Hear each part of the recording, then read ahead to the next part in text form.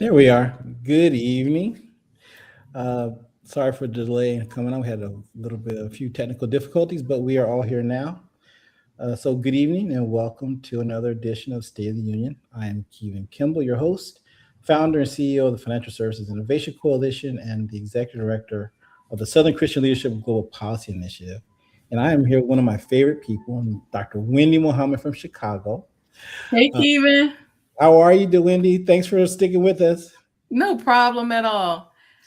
So, I'm always struck when we talk about how we met and how we could say God or the universe put things together. And you and I thought we were working on a hip hop task force, and the hip hop task force never happened. yeah. And then we're like, oh, I'm doing this, I'm doing that, and you're like, I'm doing this, and then all of a sudden we just start working on some major stuff. So I would say I feel like Forrest Gump some days. I don't know how I end up in all these different circles with all these different people, but I just go with it.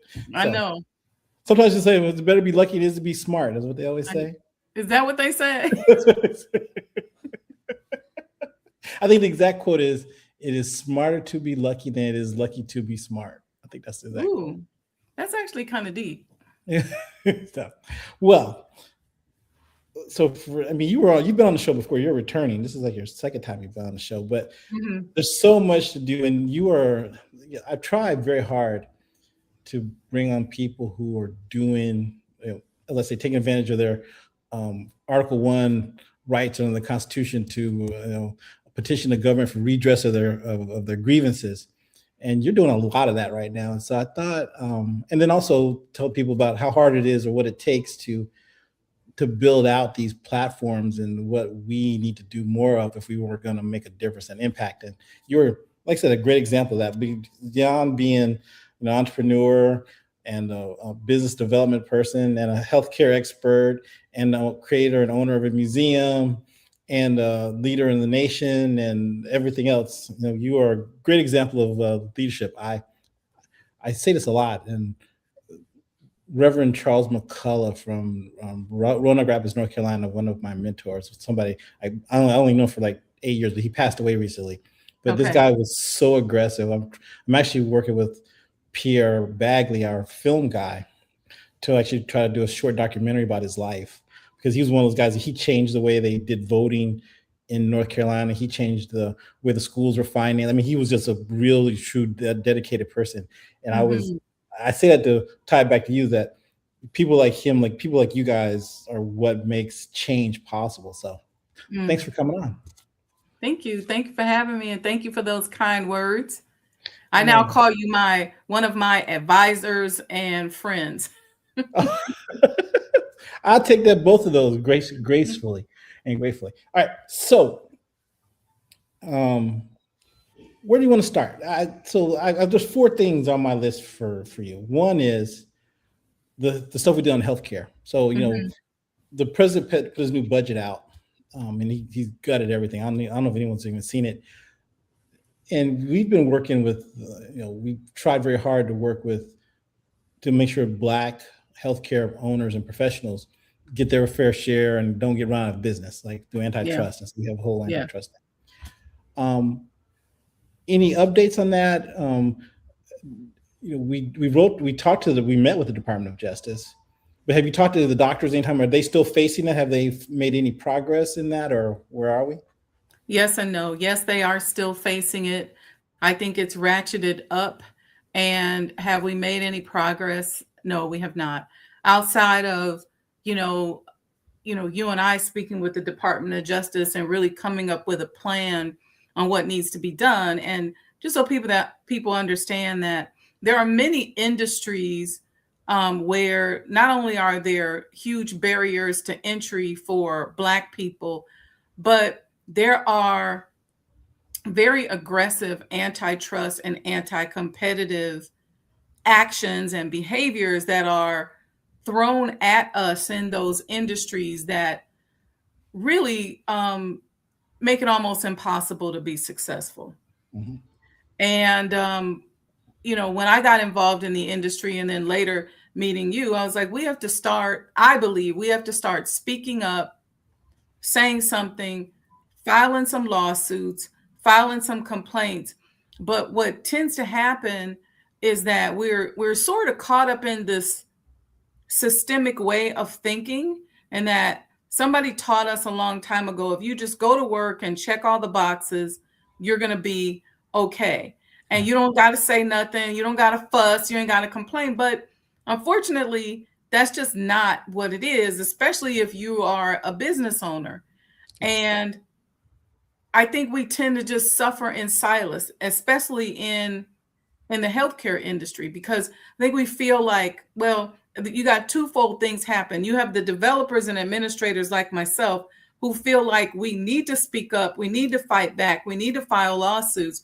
And then you have the clinical people who have been taught that this is such a prestigious job and it's such a prestigious opportunity. And while it may be uncomfortable for them, but a lot of times they're not comfortable rocking the boat. Mm-hmm. Mm-hmm. They don't want to say, YOLO, look, I'm not having it. And then once the pressure gets so big where now you get state and federal involved, like your state license being on the line if you buck the system, or if you do something wrong, maybe your Medicare credentialing is threatened, and not even doing anything wrong, but just anything against the system, Right. like really trying to give certain levels of care to people. And I personally believe that if we don't fix that, then as we begin to, go down this road of economic development as a community, we're going to be in trouble, because most of us are already living in segregated areas, whether we live in some suburban area and we're governing ourselves, or whether we just say, hey, I'm going to move into this new territory. We have to find a way to get some leverage so that we can build our own healthcare institutions and schools and things like that. And unless we figure out how to fight, we're not going to make any progress. You said something, and we've never talked about this, but it's the first time it just came to me. You said the biz development managers of these medical people are the ones who are most likely to be vocal. We've talked to the doctors. We've yet to try to organize the biz development guys. Maybe that should be our next call. That's a good point. The challenge is that there's not that many Black ones, but that doesn't mean that we can't find allies and team members. And so that may be a good approach for us, so that the doctors don't have to feel uncomfortable and feel like they are putting their licenses on the line by, protesting or speaking up. So I like that approach. That might be a good approach to take. Okay, we'll write that, put that on your list. Okay. I got it. We had an interesting 3 weeks ago, we had an interesting healthcare show dealing with the ladies out of Richmond, Virginia, who were they had a mental health business.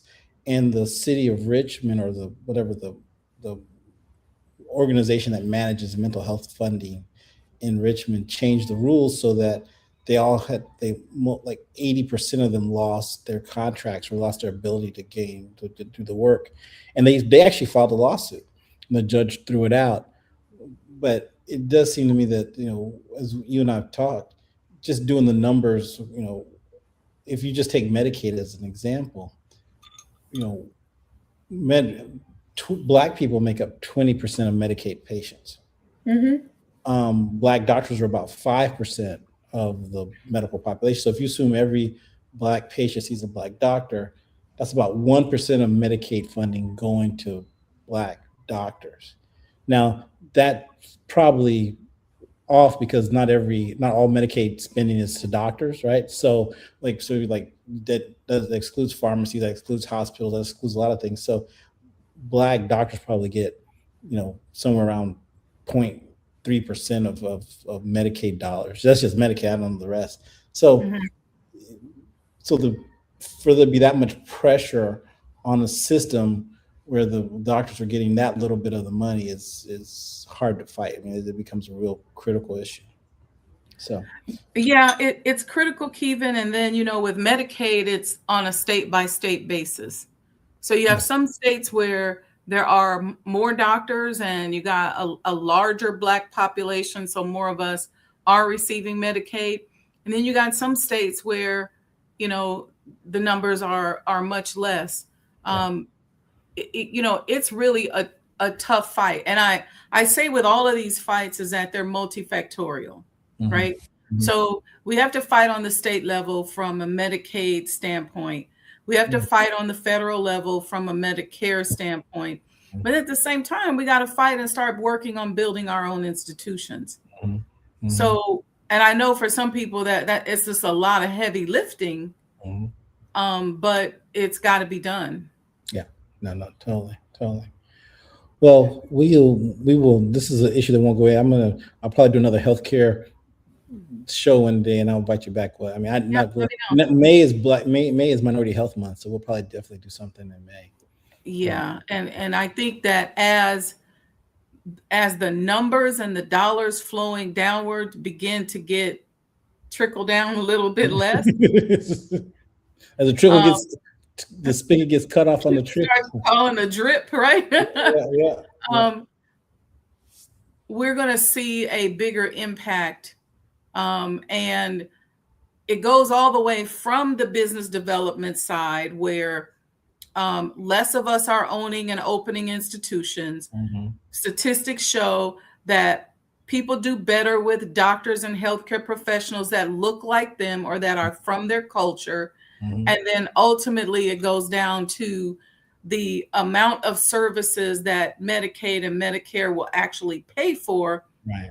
less and less. And then our people are looking for supplemental insurance, which in a lot of cases is just completely unaffordable. Yeah. So it's a bigger issue than just, you know, people look at it like, oh, you business people just want to be in the game. Yes and no. Yeah. Right.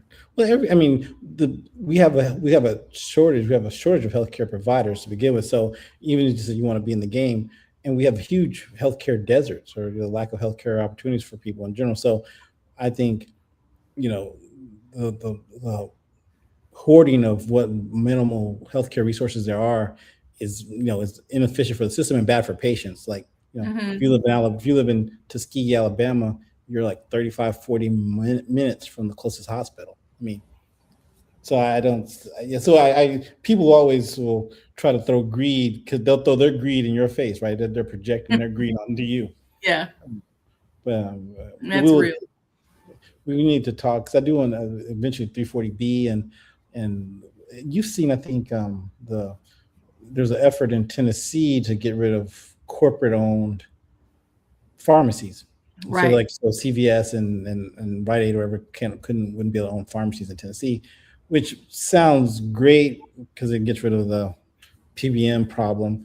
But on the other hand, if they lose all their corporate pharmacies, who's going to make up the difference, and who's going to lose out on the pharmacy benefit of pharmacy? Yeah, that was a powerful conversation at the physics conference, but that was one of my thoughts. Like, if you get rid of them, then now we're dealing with the barriers to entry for us even opening up our own pharmacies in those rural areas. Yeah.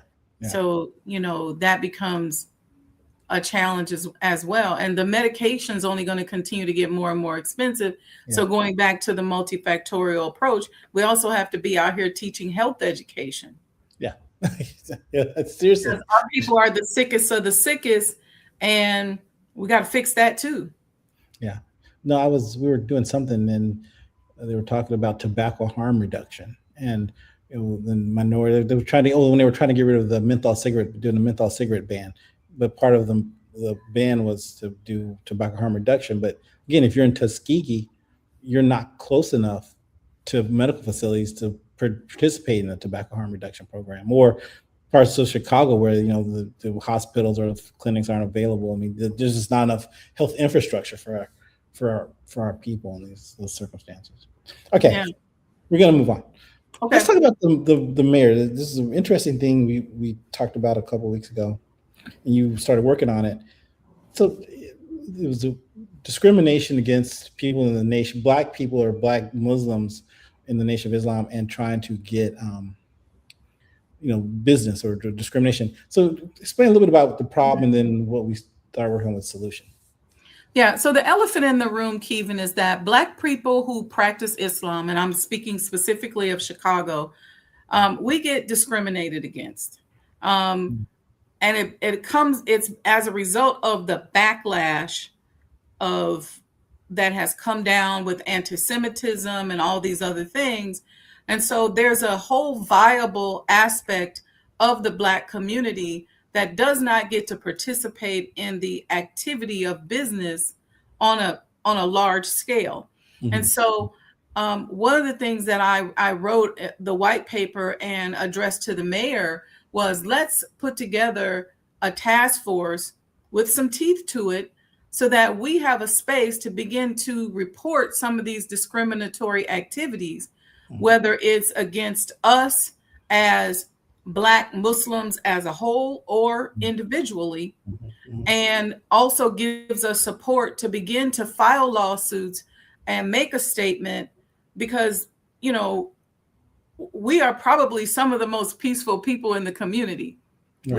We don't start no stuff, and our training says that we are required to make our community a better place to live. So you'll see us, you know, policing the neighborhood, taking care of trash, doing everything we can to make the community better. So I believe that us as an entire body of people need to be more involved in a city that says that they're trying to do that themselves. So I requested that we put together a task force, and there's some other things in the white paper. I'll post it on some of my pages again so that people can see it. But then I did get a response back where they're working on a number of different initiatives, and, you know, we're going to reply back, you know, as you and I talked about, to request a meeting. Because here's the elephant in the room. When people think of Muslims and Islam, and you think of the Arab and Middle Eastern Muslims, well, when they go and sit down at the table, they don't include us. We're not there.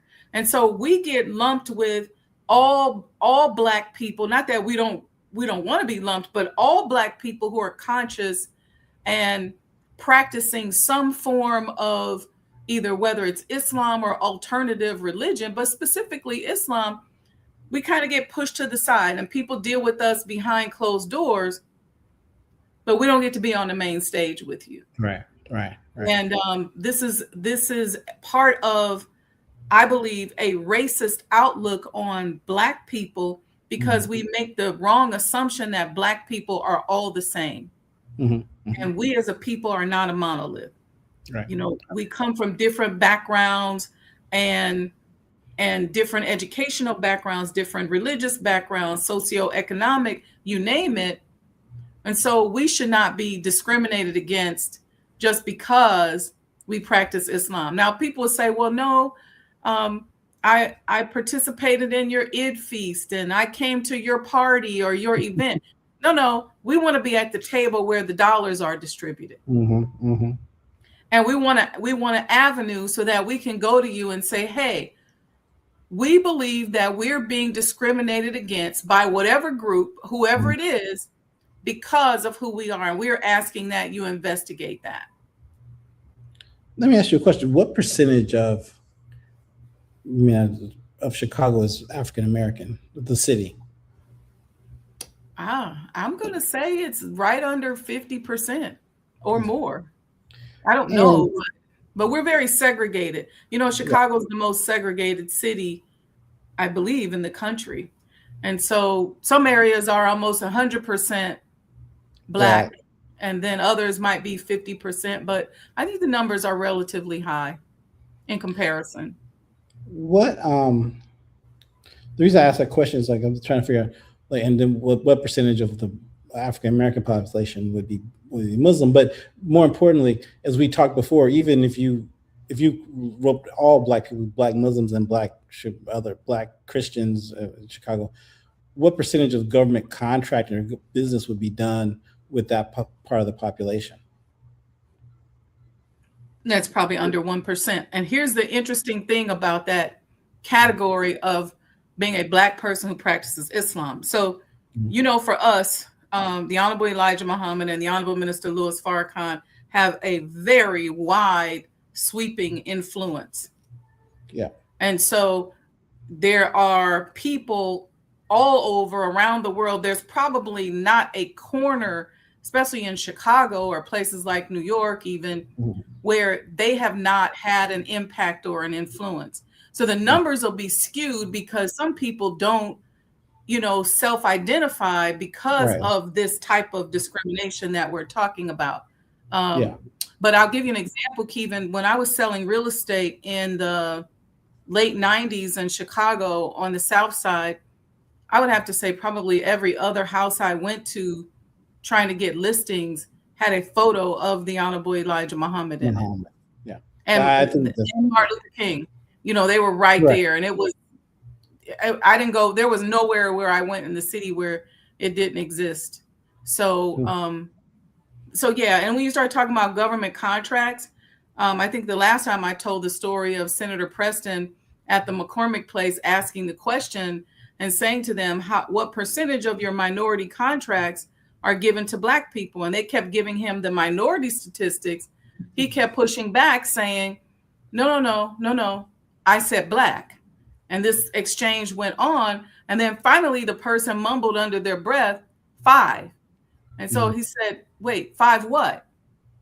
Are you saying 5%? 5 what? And then that exchange went on and they said $5,000 Out of what? Out of what budget? out of the McCormick Place budget, which is a large convention center here in Chicago. I don't know what their total budget is. Yeah. So I don't want to throw a number out there, but But whatever it is, it was tens of millions at the very least. at the very least. I was just about to say that. So $5,000 out of tens of million.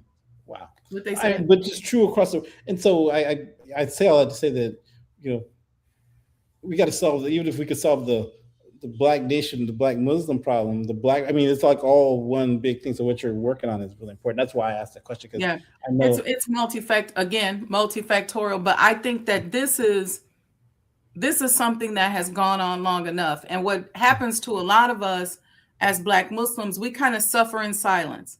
Yeah. As we go, oh, okay, nobody likes us because we're Muslim, and we just don't say anything. And even our own Christian brothers and sisters, they don't say anything like, yeah, maybe you shouldn't be a Muslim, or you'll see them say, well, I'm not a Muslim. You know what I mean? And so it's like the rights to practice our religion and be who we are taken away from us.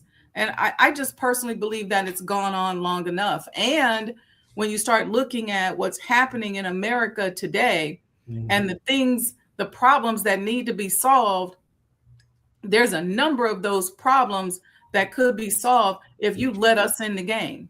Right. Now, let me ask you this: how much of that do you think the lack of engagement is because of they're Muslim, or is it because they're Black? Because Black people in general, I keep bringing this back together only I'm trying to make a point that as a culturally, even though you may have a different religion, the culture still seems to be the same, that we don't engage in politics the way we should across the board. I don't know if there's, and maybe there is a difference, that the religion drives a difference in the participation, but does it? Yeah. What happens is it's twofold. So yes, our numbers are small as a people in terms of engaging in politics. And then, but once we're there, if you're a Muslim, you're not included. So there's the double discrimination, because now we're playing crabs in the barrel. Yeah. Right. So, So you've taken the first step, and for people watching the show, I'm very purposeful. This is a very purposeful conversation. Like I keep telling everyone, we don't have a political problem. We have a management problem. Like we as people do not manage our politics. Like we don't manage our elected officials.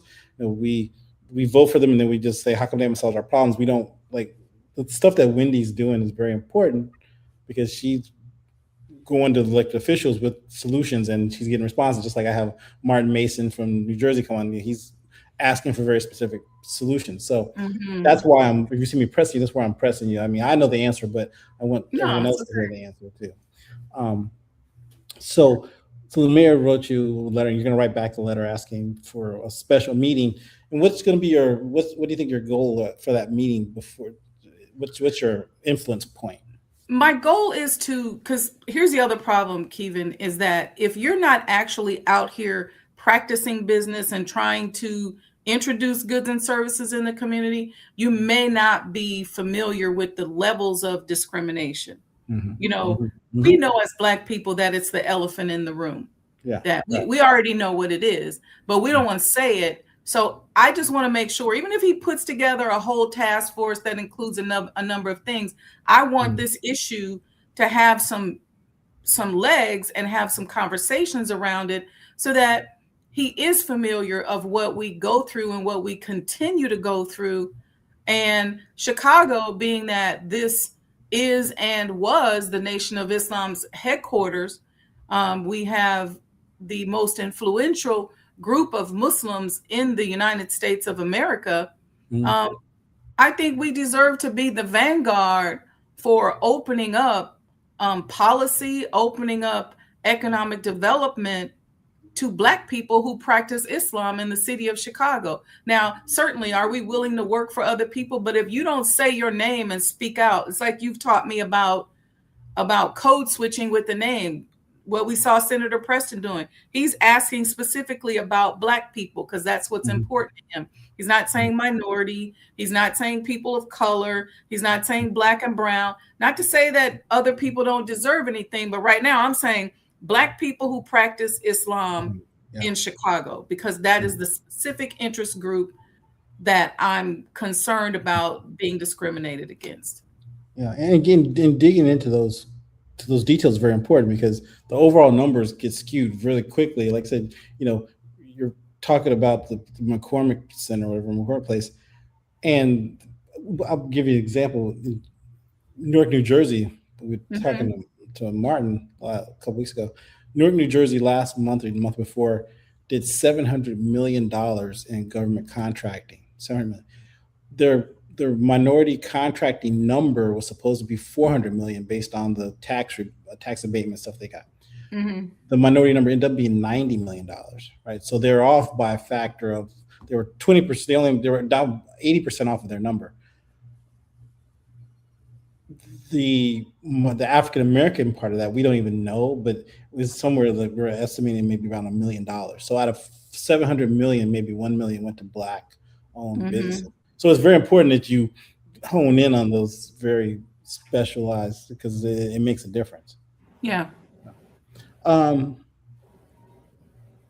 me this: have you done focus groups? Do you plan to do focus groups or any of that stuff with you said you have a very influential Muslim community. Have you thought about got joint letters or focus groups, or what's your goal? Yeah, I have thought about, I'm always talking about these focus groups and these think tanks. I know, that's why I asked the question. And you're always wrestling me off of that. But I, again, feel like the focus group and the think tank is necessary. And, I want to be able to put something like that together so that we can begin to have these conversations and then take it, escalate it to the next level. There are some cases where I think we need to be filing lawsuits on a local level. And then there's other cases where we can go to government officials. We need to be including that in platforms when people are running for office. What are you going to do for us? Just like you're talking about what you're going to do for the Asians in the Asian community, good for them. But what exactly are you doing for us, and how are you preventing us from being hurt by the bigotry that exists in, may exist potentially in your district? But, we know it exists. Yeah, right. So that's important to me. And I think that if there's a person running for office and they don't want to address that, I'm not talking about coming to our events when you want a photo op. But I'm talking about backing legislation that helps to protect us. And when you protect that special interest group within the Black community, to me, by definition, you're really protecting all Black people. Yeah. And as a voter, as a citizen, and as a voter, each of our issues matter. I mean, that's what the Constitution says. So, it's not if and it's all of the above, right? I mean, blacks, black Muslims, black Christians, I Mhm. mean, there's no, everybody should have their needs Right, addressed. That's the whole point of the government. So yeah, that makes a lot of sense. right. But when when you have you talked to Senator Preston? What did he? You said Senator Preston was his name, the guy from the McCormick meeting. Mhm, Did mhm. you ever talk to him to find out what he was doing or trying to do, or what his thoughts were?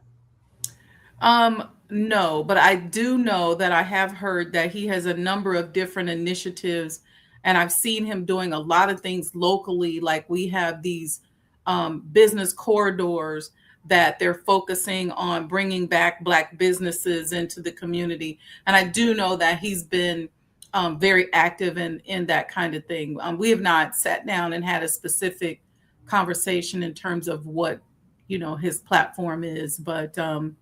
I will suffice it to say that I've seen him actively involved in the Black business community, and he definitely supports Black business owners um, more than just a photo op. That's true. All right. So I'm going to move to. Unless you have anything else to say about that, I think we covered that pretty well. But there's another. I do want to also say this, Kevin, because again, all these things are multifactorial, but if we see something, we have to start saying something. Mhm. You know, don't be so quiet and sit back when you see us being denied access, whether we're being denied loans, whether we're being denied, Mhm.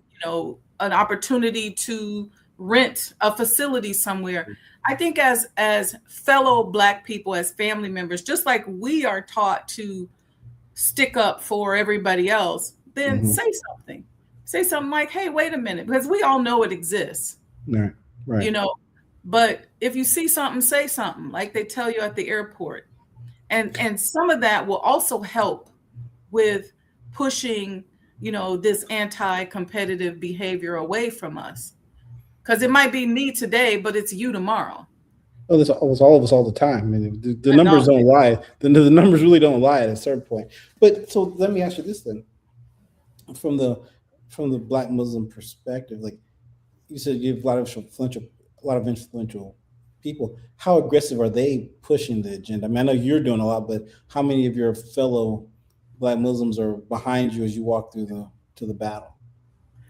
I don't know the answer to that, Kevin, because I think that we, for the past 100 years, have gotten so accustomed to suffering in silence. Mm-hmm. Mm-hmm. I think that there's a lot of support. I think a lot of people are cheering on the efforts. Um, but Behind the scenes. it's just like the Black doctors. We have to give people the platform and the ability to come out and stand up. Mm-hmm. Mm-hmm. Because, typically we don't go out and protest. Right. We Right. don't go places where we're not wanted. So that means you're interfering in our business and coming to stop us from doing business because you won't see us pressing to eat at your lunch counter Yeah. if you don't want us at the lunch counter. That's just not part of our religious practices. But at the same time, the discrimination that does exist, and I personally believe that oftentimes people just don't have a way to speak up. There's no vehicle, there's no Mm-hmm. process, there's no system, there's nothing for them to support. So we talk about it, but the call to action needs to be set up through a process, in my opinion. And that makes sense. I mean, people have to be led. Everyone has to be led. It's an interest. It's very true. Everyone has to be led. 3% Mhm. of the people make all the change or change makers in the country. So 3%? 3%. It's called 3% rule. 3.3% of people drive all the social change. And then what do those 3% look like, Kevin? Crazy fanatics, no, people who are very aggressive. The people. If you take the civil rights movement, you know, Dr. King and those guys, they Mhm, were 3% of the population. If you look at mhm. founding fathers, they were 3% of the population. So if you look at even the Nation of Islam, it's like 3% of the population. Yeah, how aggressive do we need to be? Our Pretty aggressive. Mhm. More than being aggressive, is being determined and persistent. Okay. That's the thing that I think that really, like, you have to be true to your mission. Like, you have to know what you want and be willing to fight for what you want. but you have to Mm-hmm. be willing to fight for it. I always say, so my corollary to the 3% of the people is that you need 3% of your time. Like you don't need 30% of your time once. You need 3% of your time all the time. So it's a Okay. constant effort. Yeah, it's kind of like if you're including your 3% is see something, say something, and there's a number of different Showing up to different. meetings once every 2 months, giving them $100 a month if you can afford it. I mean, just like continue, like a little bit at a time. Not you have to write a $10,000 check, but you should be able to give $100 check. You shouldn't, just all those little things. Volunteering your time. Like I was going to ask you about you talked about filing some lawsuits. I know there's probably a number of lawyers and Black Muslim lawyers in Mhm. Chicago. For any place would be some, like getting them to donate 3% of their pro bono time to this Mhm. effort. That's the kind of thing that needs to happen. Have you seen any, and I know this might be off script, but do you know of any groups that have kind of modeled what I'm talking about, where there's this silent discrimination, and they've put together a multi-pronged approach to address it, and it seems like they're being successful at it. I know you've been Yeah. on the Hill for a while, so You know, from like a discriminatory social group, sort of a silent minority operating in stealth. I don't. They're stealth for reasons like most of the social change you see is people who are very loud and obnoxious. I use the word loud and aggressive about their desires. mm, That so I rarely, because change to your larger point, if no one has to, if they can ignore your ideas of change, then they're going to ignore it. I mean, like there are probably some very very rich people yeah. who give money and they're not loud about why they're giving money, and they're giving money to move stuff. But in terms of if you're an activist, then you have to be active. It's very hard to be active, and it's very hard to be active silently. Okay. That makes sense. Yeah. But the lawyer, if you can create a lawyers committee, like I said, if you can find 10 Black Muslim lawyers or 10 lawyers in general who care about what you're doing, who can give you 20 hours a month, all of a sudden you've got 400 hours of Mhm. legal work, which is 4,000 hours a year. That's significant legal work. Yeah, that is. That, like, for the different lawsuits and things like that, that we can file, Yeah. locally to address some of these issues. And people, I think also getting people to document Yeah. what they're going through and what they've gone through instead of just walking away going, well, they won't let me, or they, or. Creating a hotline, where people can, like, one of the firms could dedicate their a line at their office to do intake, that kind of stuff. Mhm. That would be versus someone giving you, like, all these things can be solved with money. Like if you had $1 million, you could just hire somebody to do it yourself. But if you can't raise $1 million, then people donating the time is the second best alternative. So like a think tank, like, I already know what you're going to say, like Turning Point USA, huh? Yeah, but they raise like How much money do half I a need? billion. They raise like a $500 million a year. I mean, Okay. yeah. If you Yeah, it if don't you take raise half that a much billion though, dollars, do you think? huh? It don't take that much money. No, but I mean, but you're saying you cannot have a think tank and be very aggressive without about 10, $12 million a year cost roughly to do all the work that it takes to do. Yeah. Is that just, are you talking about data Staff, gathering? just staff. Um, if now you could get rid of if you don't have a facility, if everyone works from home, you can probably take about 40% off of that Okay. number. Um, but any so the heritage so Turning Point USA is outrageous, but they have a bunch of big donors. So they're about $500 million a year. Mm-hmm. You take another Republican group like the U.S. Chambers, probably closing on $1 billion a year. You take what's it called, CPAC. They're $250 million, dollars a year worth of funding. Um, Mm-hmm. who else would I thinking about? Heritage Foundation, you know, $250 million or $500 million a year. I mean, they're all running. Be pretty big, yeah. One of the reasons why you don't see that much in the minority communities is that none of the groups, NAACP, SCLC, Urban League, none of those guys can raise a substantial amount of money to do the work. Like the guy Bloom, he just filed. I don't know if we've talked about him before. No, way off topic, but this is not off topic. This is actually important. The guy Bloom who filed the lawsuit against Harvard for their affirmative action, filed for Harvard in North Carolina. That guy, and then he filed a lawsuit against those black women in Atlanta. Yeah. Then he filed another lawsuit. I forget which one, but he just filed a lawsuit against the Congressional Black Caucus because of their black. Yeah. So that guy probably spends, I don't know what his organization, but just on the lawsuits alone, it's probably spending $3 or $4 million a year. Just to block our progress. And you brought this up at physics, I think, when we were all talking, like, if we could get the number on how much money they spend. Yeah, just trying to hurt us. I mean, it is, I mean, there's no way they don't get anything back out of it financially. This is just pure pleasure. This is their hobby. Is pleasure, hobby, power? It's just, yeah, they enjoy. I mean, I guess there's not even power. I mean, so just think about it this way: in Chicago, at that place, the McCormick place, black people got $5,000. If you sued to get rid of the black preference, it'd cost you $1 million to file a lawsuit, and all you could get out of it is $5,000. Yeah. Right? I mean, so there's no. You put black people in a position where they can never get a contract there. Yeah. But we're already in that position. Right? I mean, that's, they've already won that battle. And so now it's just gratuitous. It's, you go around Chicago, again, in Boston, Massachusetts, black wealth is $8. So there's no value in suing black. I mean, there's nothing, even if I guess you can get it down to zero.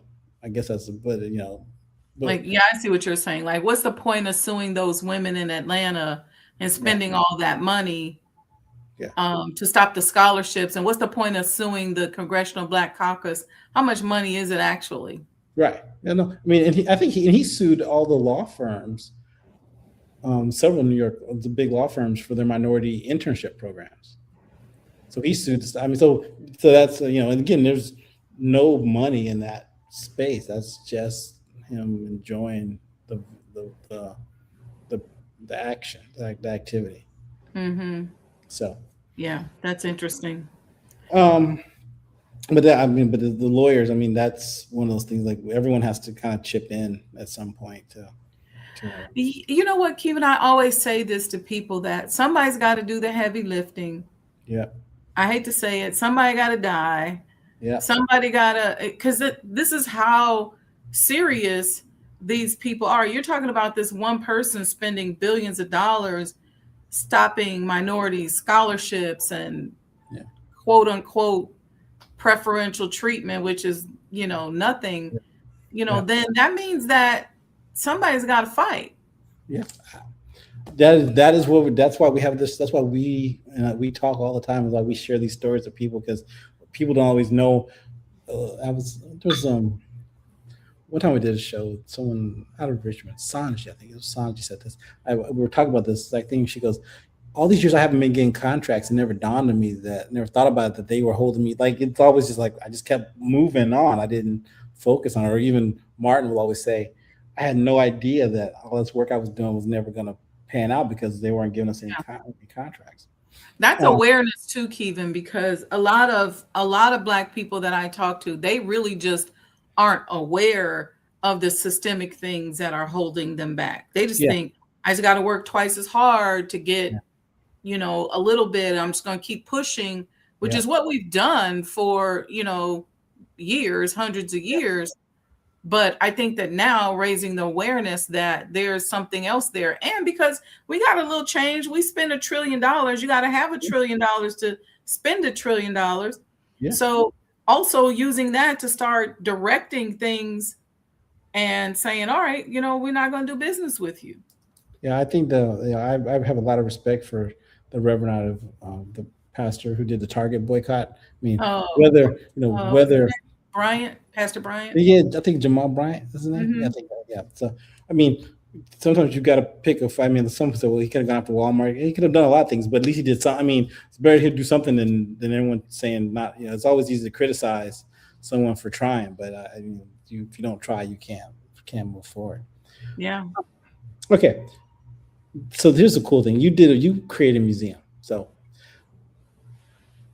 and you're working. So this museum, the journey of the museum takes and all the stories we talk about, all the principles we work on, and from conception to working hard. Oh, here's the picture. So the Elijah Muhammad House. Tell me how it came to be, how it came to pass, and what you're doing and what we're working on now. Yeah. So in Chicago, we have this movement to help to preserve facilities that are important to our history. And so we have a category in Chicago called house museums. And these house museums, some of them are occupied by residents, some are actual places that you can tour. Many people who live in these different houses, they have events and things like that. But the idea is to preserve the history. And out of the 92 house museums, 92 or so house museums in the city of Chicago, there's probably between 10 to 12 that are from Black people and us preserving those spaces. And so the idea is to stop the erasure of our history because, during the Great Migration, as you know, we were redlined. So we lived in these small, tight pockets where a lot of history was built on these everyday blocks. Well, now in cities like Chicago, Cleveland, all over, this regentrification is occurring and people are forgetting who lived in that house. Mhm. So in this particular case, when the former home of the Honorable Elijah Muhammad, I mean, this house is where the Nation of Islam at its apex was actually built. Mhm. And so he lived in that home from 1952 to 1972. And I didn't want to see it just go to waste. And Yeah. so I started putting my own money into it. We fought. There was pushback, believe it or not, ghost people who popped up and allegedly told the city council person that nobody wants Elijah Muhammad house on their block. Mm. Mm. Of course, nobody came forward to say, who they were. And this is a picture of us getting that pushback back in 2020 into now winning a Preservation Excellence Award in 2025 because, my belief is that these spaces are sacred. And Mhm. so not gutting them, taking very careful care of them. And we're on a very historic block. You have there's another home owned by the Honorable Minister Louis Farrakhan next door. There's the Muhammad Ali house up the street. And like I said, some of these homes, this category allows them to be residences as well, Mhm. like the first Black senator and things like that. And so the idea is, Kevin, to preserve this history so that we can begin to tell stories, from the home. Um, we can, invite small groups in and say, hey, here is some of the information and things that happened in this home. This particular house is the single most important piece of property in modern day Black history because Mhm. more Black leaders during that period, 1952 to 1972, came to that home to meet to talk about the issues of our community than any other property in modern day Black history. Now, when you contrast that with some of these other homes that were owned by leaders of industry like the meatpacking industry, Mhm. or the beer industry or the clothing manufacturing industry, these homes are preserved Yeah. and there's a sign on the outside. There may be a person who's not even related who lives on the inside, but you have an opportunity to go past there to learn more and maybe even book a small tour or come to an event. And we want that same luxury for not only the Honorable Elijah Muhammad, but for many other iconic Black people in Chicago that, during that period of time just made a huge difference. So, question for you. So, how did you end up buying the house, or how did you end up coming to ownership of it? So I found out that it was on the auction, going to go up for auction. Mm-hmm. And Dr. Dormu, who Mm-hmm. he said to me, like, I can't believe y'all going to just let the Honorable Elijah Muhammad's house just go by the wayside. And he's the one who pushed me. He said, you gotta get the house. You gotta fight, Mm-hmm. because Mm-hmm. otherwise it's going to be gone. Yeah. And I'm saying it in a much gentler way than what he. Hey, our president keeps it real. You can keep it real too, Wendy. I'm being much more ladylike with it, Kevin.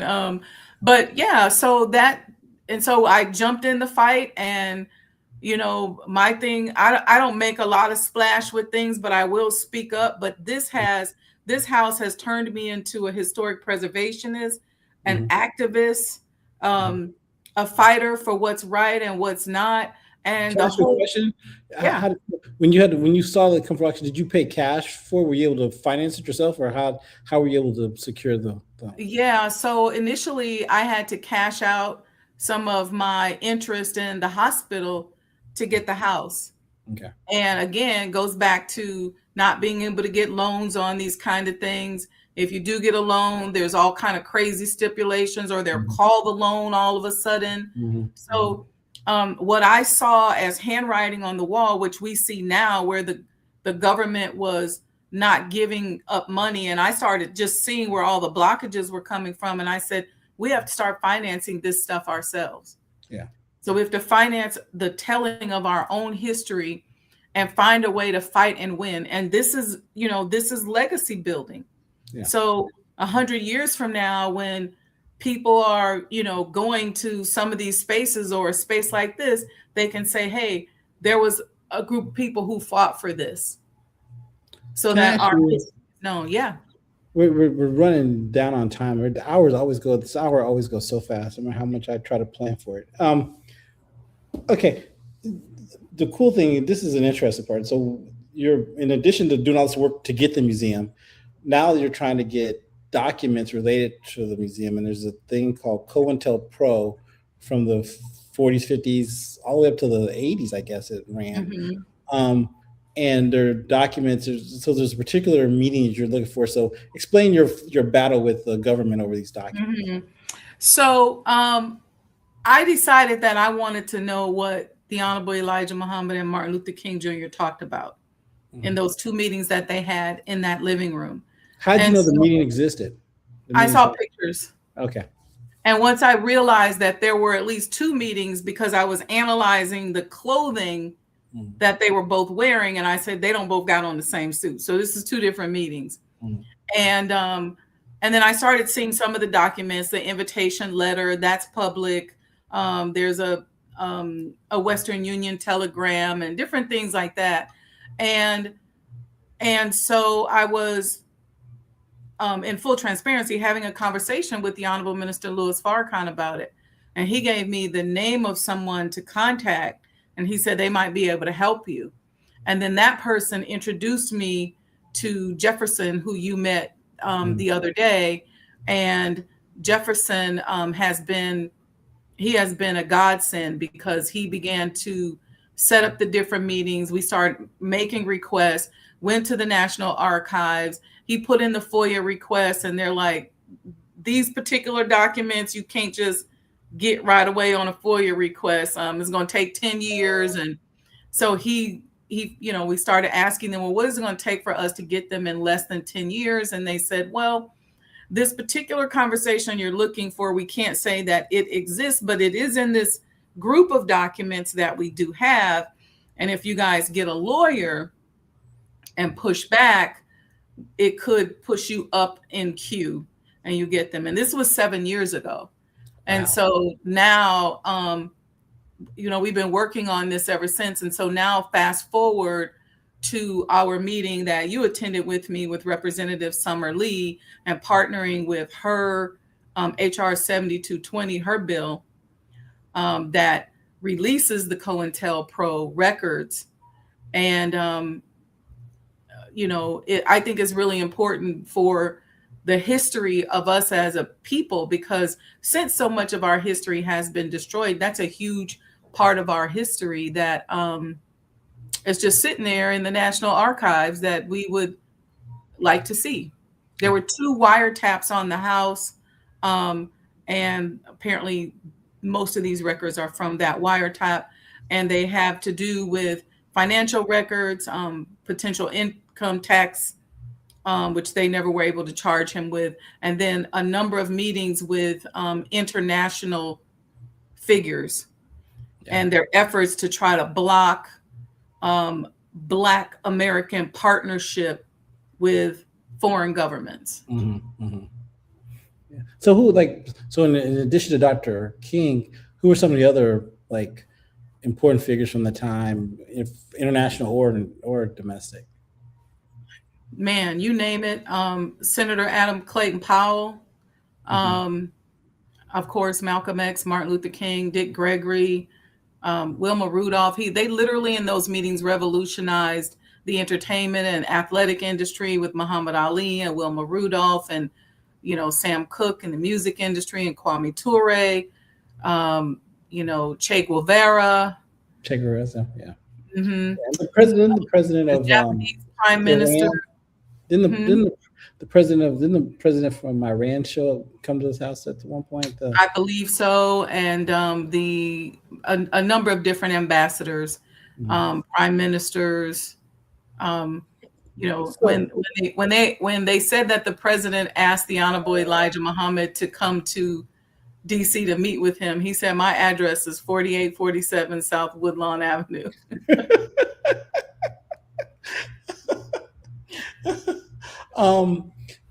So 7 years. So you've been working on this for 7 years. I bring this up only because people think change is easy and quick, and I'm always like, no, these things take a lot of effort and a lot of persistence, as we were talking earlier. Yeah. So how were you able to stay focused on it and stay in the game and not get bored or tired or distracted or frustrated?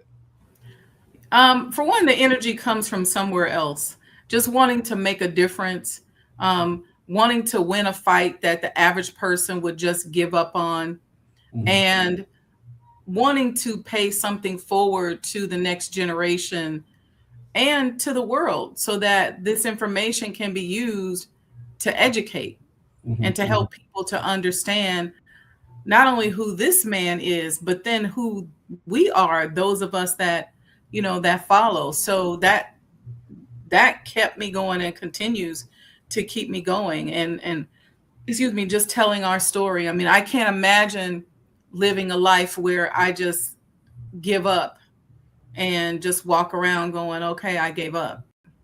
So another question for you. We'll put the contribute sign up there for anyone who wants to give. Please feel free and be grateful. What we talked about the nation. I mean, how many people from Black Muslims have contributed to this effort? I mean, financially. Yeah, it's been a number. We have coins we've been selling. People have been, giving and supporting. This kind of thing takes millions of dollars. It's not cheap. And it, for me, and being a person who I'm a little bit of an anomaly, who just going to keep going and keep fighting and doing whatever I can. Everybody isn't like that. Yep. I'm sure there's a lot of people that think I'm crazy. You probably have to be a little crazy to do this to begin with, but that's okay. I realize that. And even with, and I'm grateful, like I said, to meet Jefferson, who's also a little crazy. And you see how he got the JFK files released. Yeah. But, his tenacity and going on the Hill and having those meetings, and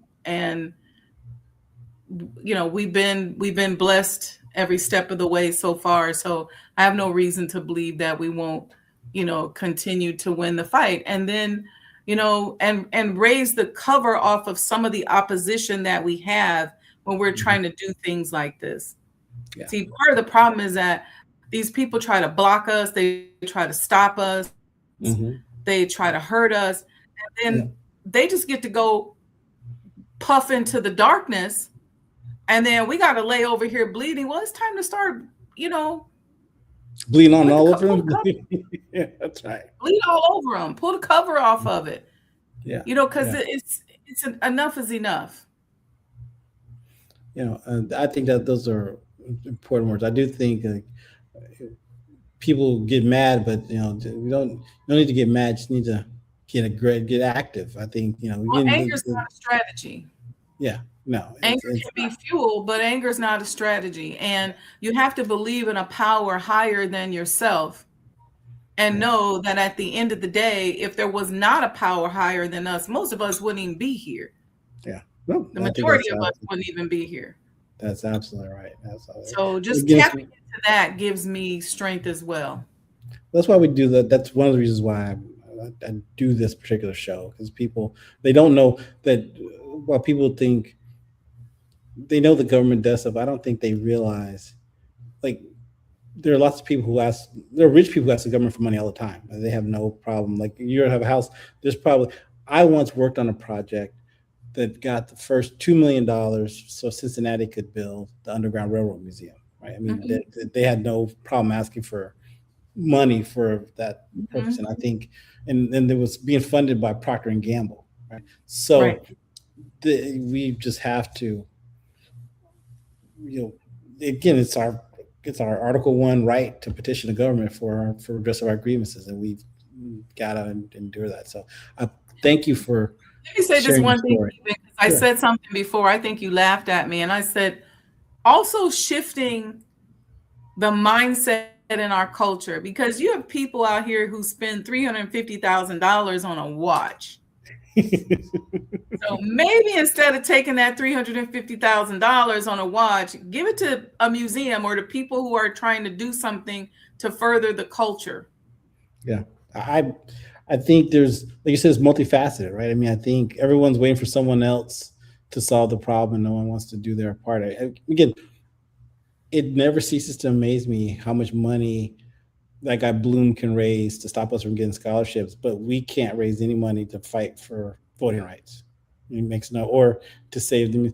Again, there are plenty of people who give money to museums all day long, but getting money for your museum is a struggle. And there are people who can afford to give. Yeah, and attaching monetary value to the preservation of Black history, believe it or not, is a new phenomenon. Mm-hmm. Yeah. No, they hate us way more than we love ourselves, and it shows in all the things. We were talking to Summer Lee about the idea, like, how much money does the government spend holding us back? I mean, just think how much they spend just oppressing us. She was like, good question. I love her because she comes straight out. She's like, a good question. Let's figure out how we can do that. Wendy, it's a little after 9. Thank you for all your time. Thank you. Thanks for all the people who are listening, and we'll see you guys next time. Good night. See you soon.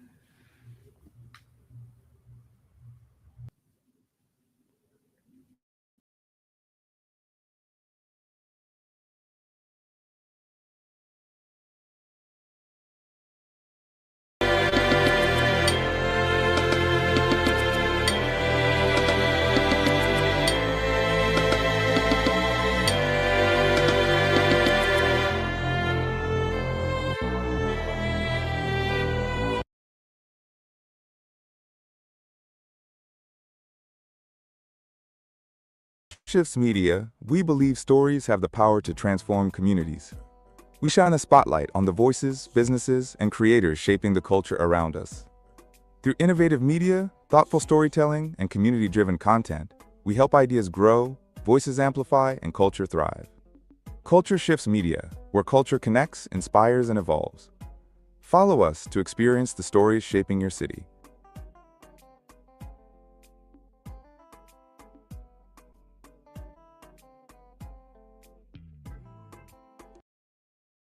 At Culture Shifts Media, we believe stories have the power to transform communities. We shine a spotlight on the voices, businesses, and creators shaping the culture around us. Through innovative media, thoughtful storytelling, and community-driven content, we help ideas grow, voices amplify, and culture thrive. Culture Shifts Media, where culture connects, inspires, and evolves. Follow us to experience the stories shaping your city.